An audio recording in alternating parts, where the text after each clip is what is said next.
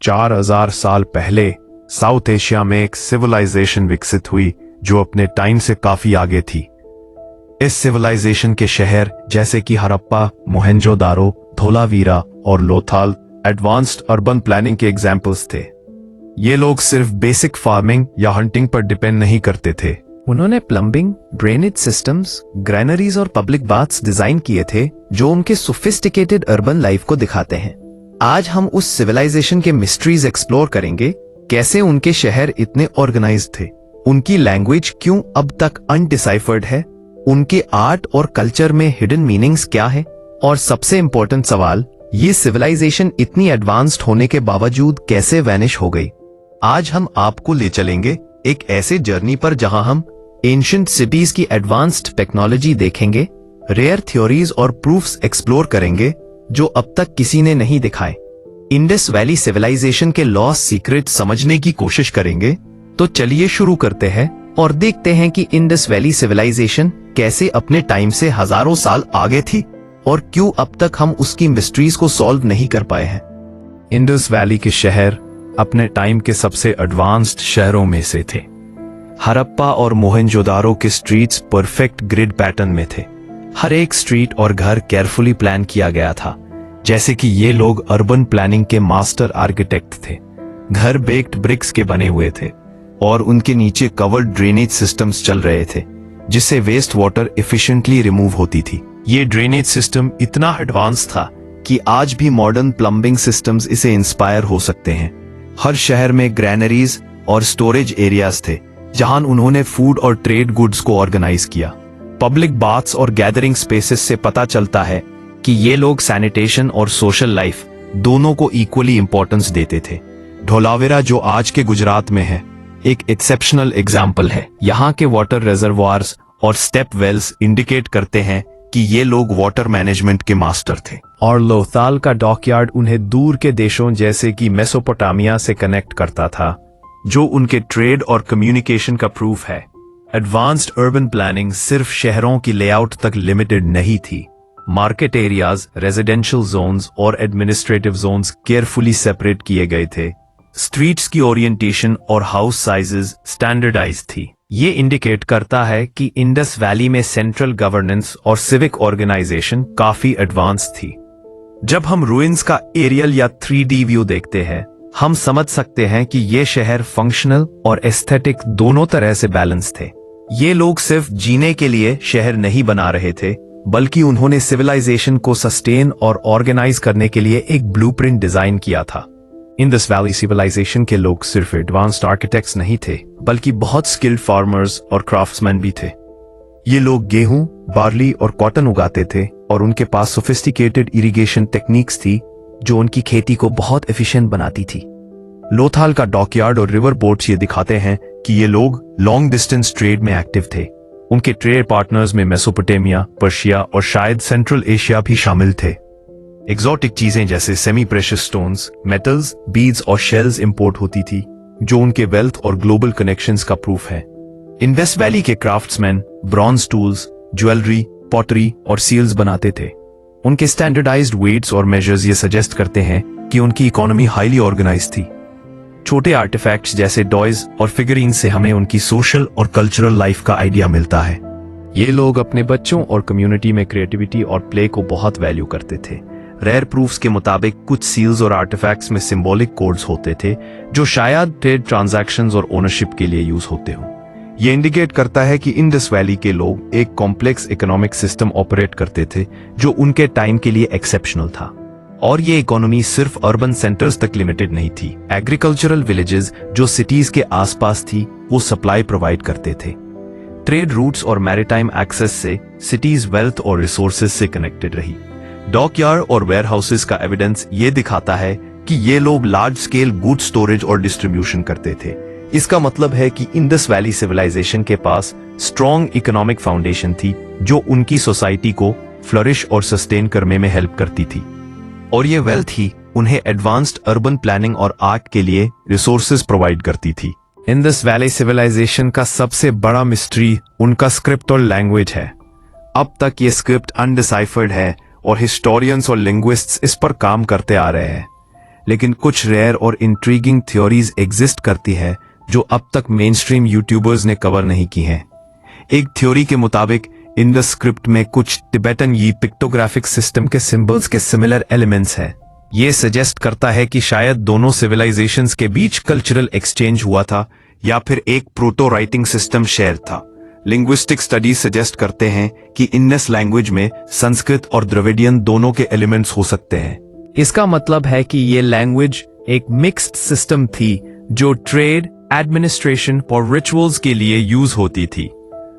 Attempts to decipher Indus script include symbol frequency analysis, कौन से symbols कितनी बार अपीयर होते हैं, पैटर्न रिकॉग्निशन, रिपीटिंग सीक्वेंसेस और contextual placement, comparative linguistics, ancient scripts और प्रोटो राइटिंग सिस्टम्स के साथ सिमिलैरिटीज, कुछ रेयर प्रूफ्स और ऑब्जर्वेशंस, सील्स और टैबलेट्स, सिंबल्स के साथ एनिमल्स या ऑब्जेक्ट्स डिपिक्ट होते हैं। ये शायद ट्रांजैक्शन कोड्स या ओनरशिप मार्क्स थे। रिपीटेड सीक्वेंसेस इंडिकेट करते हैं कि शायद ग्रामर या स्ट्रक्चर्ड सिंटैक्स का एलिमेंट है। स्पेशल प्लेसमेंट, सिंबल्स का पोजिशनिंग भी मीनिंग कैरी करता था, जैसे मॉडर्न पंक्चुएशन या सेंटेंस स्ट्रक्चर। एक और फैसिनेटिंग थ्योरी ये है कि इंडस स्क्रिप्ट में कुछ मैथमेटिकल और एस्ट्रोनॉमिकल एलिमेंट्स एम्बेडेड हो सकते हैं। वेट्स और मेजर्स स्टैंडर्डाइज्ड होने के साथ शायद सिंबल्स भी रिकॉर्ड कीपिंग और कैलकुलेशंस के लिए यूज होते थे। एस्ट्रोनॉमिकल ऑब्जर्वेशंस और फेस्टिवल्स के रेफरेंसेस भी सिंबल्स में हो सकते हैं। इंडस स्क्रिप्ट का मिस्ट्री ये भी दिखाता है कि इनका सोसाइटी हाईली ऑर्गेनाइज्ड और कॉम्प्लेक्स था, जहां कम्युनिकेशन और डॉक्यूमेंटेशन एक स्ट्रक्चर्ड सिस्टम में होती थी। ये सेक्शन हमें यह समझाता है कि इंडस वैली सिविलाइजेशन के पास एक एडवांस्ड कम्युनिकेशन सिस्टम था। उनकी लैंग्वेज और सिंबल्स में मल्टी लेयर्ड मीनिंग्स थे। अगर ये स्क्रिप्ट डिकोड हो जाए तो हम उनके ट्रेड, गवर्नेंस और रिचुअल्स को बेटर समझ सकते हैं। इंडस वैली सिविलाइजेशन के आर्ट और कल्चर में हम एक अलग ही वर्ल्ड देखते हैं। उनके फिगरीन्स, पोटरी, बीड्स और सील्स सिर्फ डेकोरेटिव नहीं थे, बल्कि इनमें स्पिरिचुअल और सोशल मीनिंग्स भी छुपे हुए थे। सबसे मशहूर है डांसिंग गर्ल की मूर्ति, जो मोहेंजो-दरो में मिली थी। ये मूर्ति सिर्फ एक आर्ट पीस नहीं है, बल्कि उनकी डेली लाइफ, फैशन और क्रिएटिव एक्सप्रेशन को दिखाती है। मदर गॉडेस की मूर्तियां और प्रोटो शिवा फिगर्स से पता चलता है कि उनके रिलीजियस बिलीफ्स और स्पिरिचुअल प्रैक्टिसेस काफी डेवलप थे। बीड्स और ज्वेलरी में छोटे छोटे ज्योमेट्रिकल और सिंबॉलिक पैटर्न्स होते हैं। रीसेंट रिसर्च के मुताबिक यह सिंबल्स शायद रिचुअल्स और सोशल स्टेटस को इंडिकेट करते थे। सील स्टोन्स पर एनिमल्स और ये लोग शायद ट्रेड और ओनरशिप के लिए यूज करते थे, और शायद इन सिंबल्स के जरिए मैसेजेस और रिकॉर्ड्स भी कम्युनिकेट करते थे।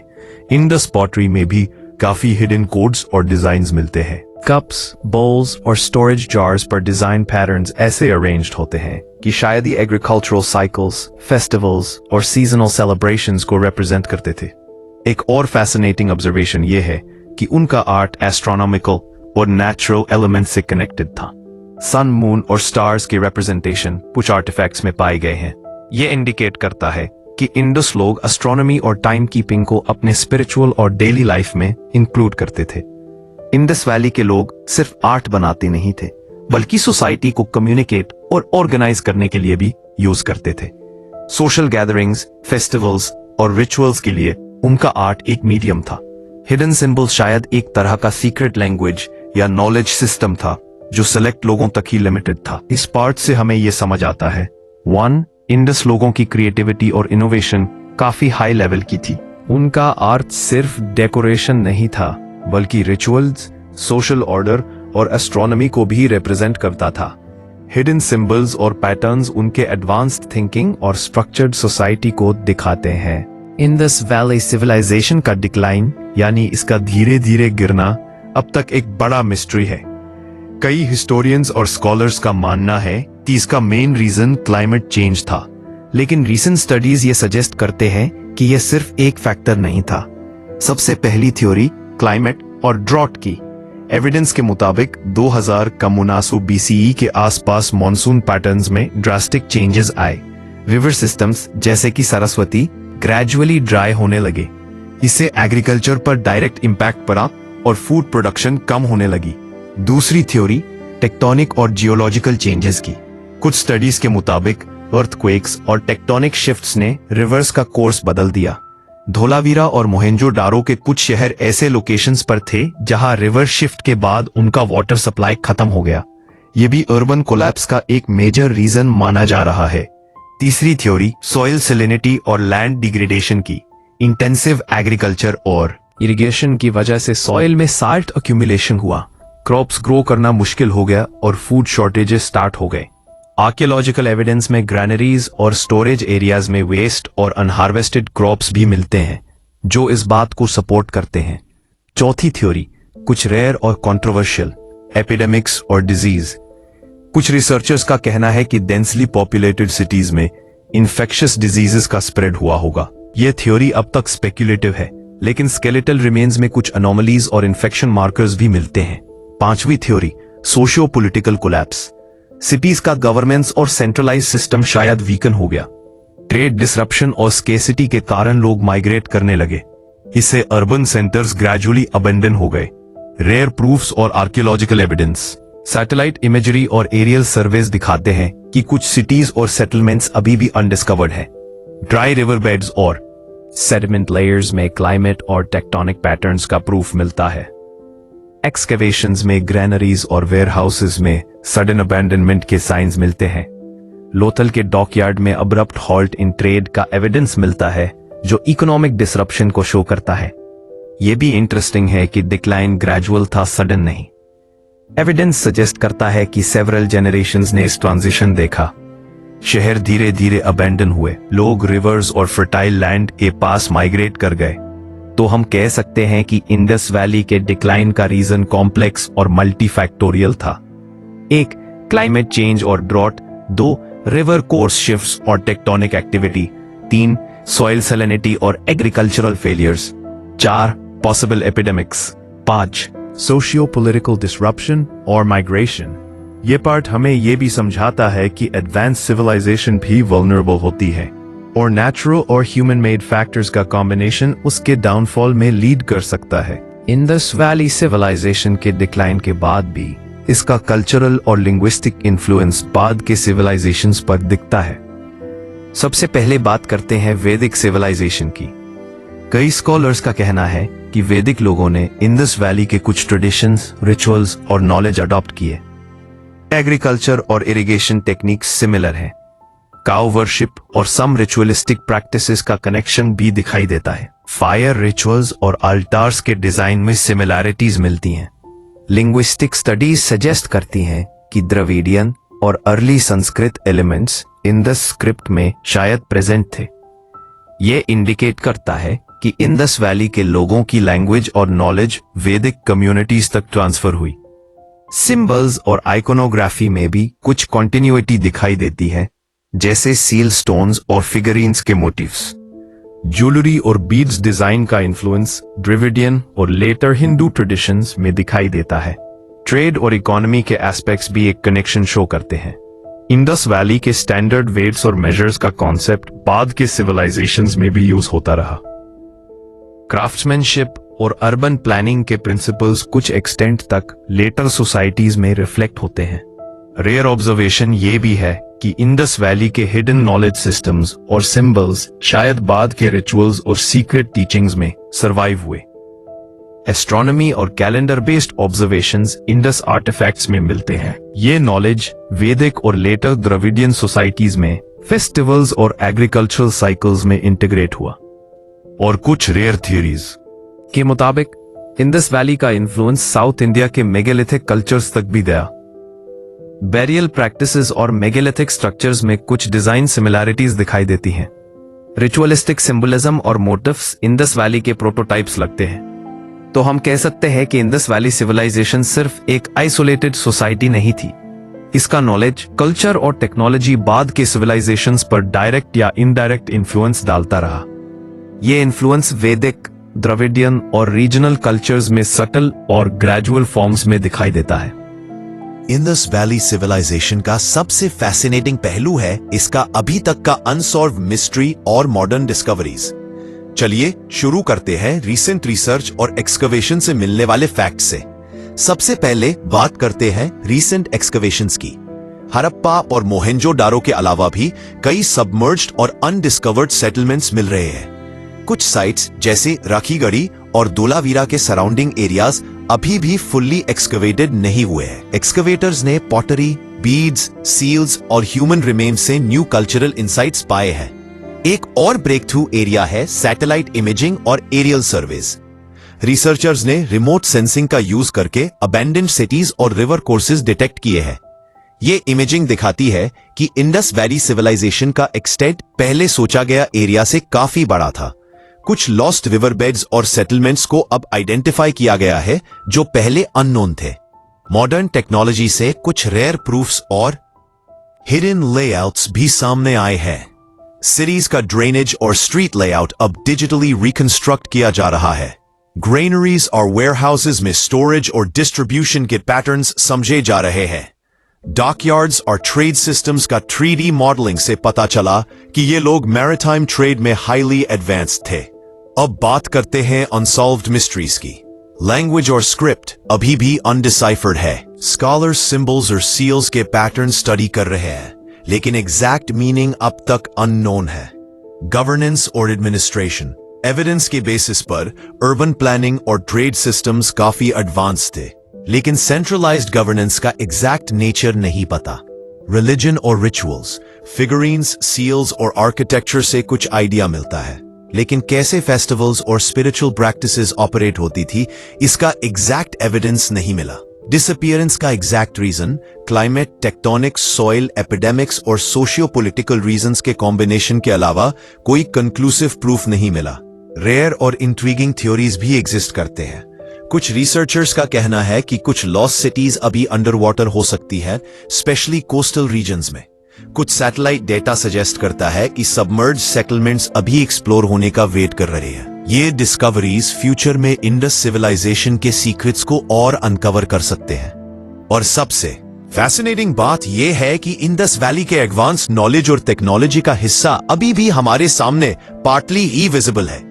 Measurement systems, brick standardisation, urban planning और ट्रेड पैटर्न्स दिखाते हैं कि ये लोग अपने टाइम से हजारों साल आगे थे। अगर फ्यूचर में और एक्सकेवेशन और टेक्नोलॉजी यूज की जाए तो शायद हम इंडस वैली का फुल पिक्चर समझ पाएं। हमने आज की जर्नी में देखा कि इंडस वैली सिविलाइजेशन एक ऐसी सोसाइटी थी जो अपने टाइम से हजारों साल आगे थी।